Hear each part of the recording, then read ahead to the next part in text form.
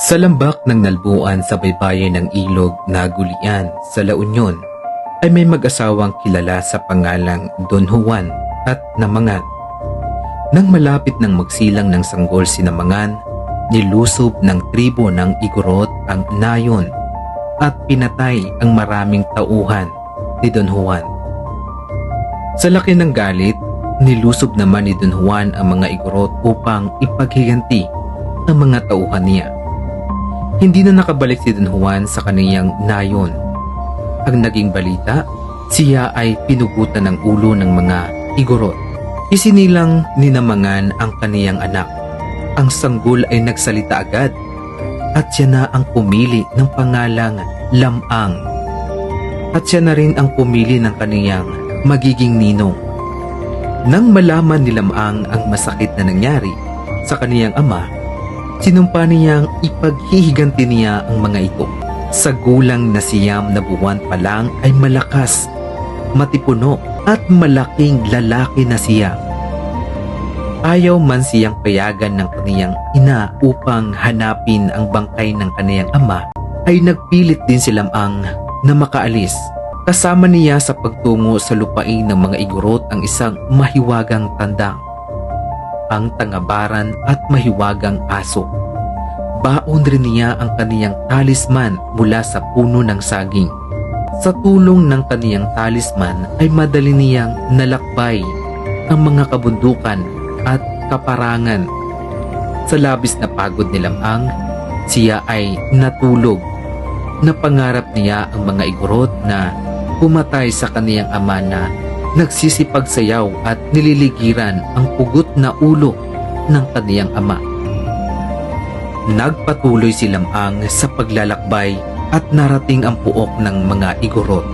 Nakita niya ang ulo ni Don Juan na nasa sarukan, isang haliging kawayan. Hinamon ni Lamang ang mga Igorot. Pinauwi ng mga Igorot si Lamang upang huwag nang matulad sa ginawa nila kay Don Juan.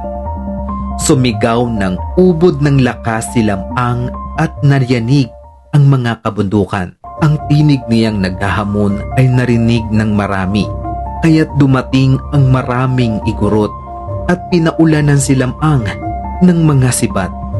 Hindi man lang nasugatan si Lamang.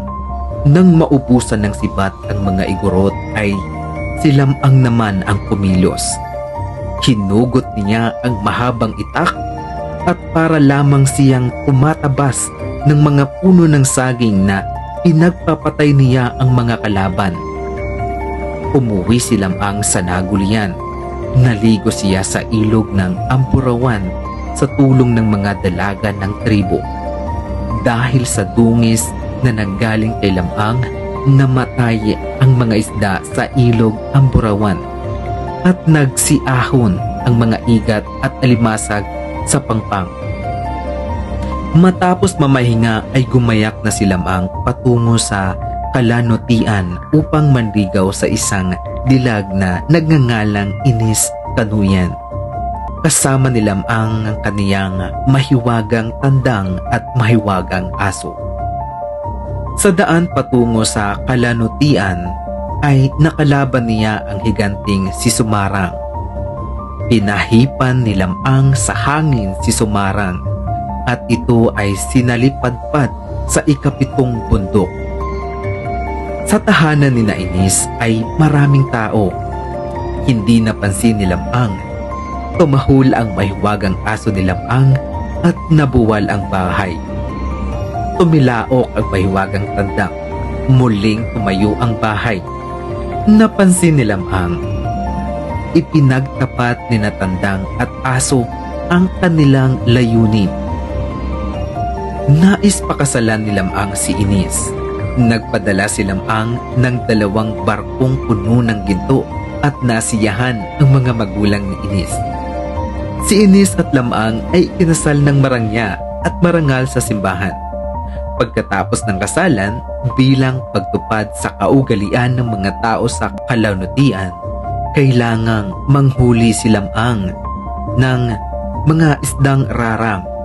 Nakikinitan ni Lamang na may mangyayari sa kanya. na siya ay makakain ng pating na berkahan. Ipinagbili ni Lamang ang mga dapat gawin kung sakaling mangyayari ito. Si Lamang ay sumisid na sa dagat. Nakain siya ng berkahan. Sinunod ni Inis ang pilin ni Lamang. Ipinasisid niya ang mga buto ni Lamang. Tinipon ito at tinakpan ng saya ni Inis. Inikot-ikutan ng mahiwagang tandang at pumahul ang aso.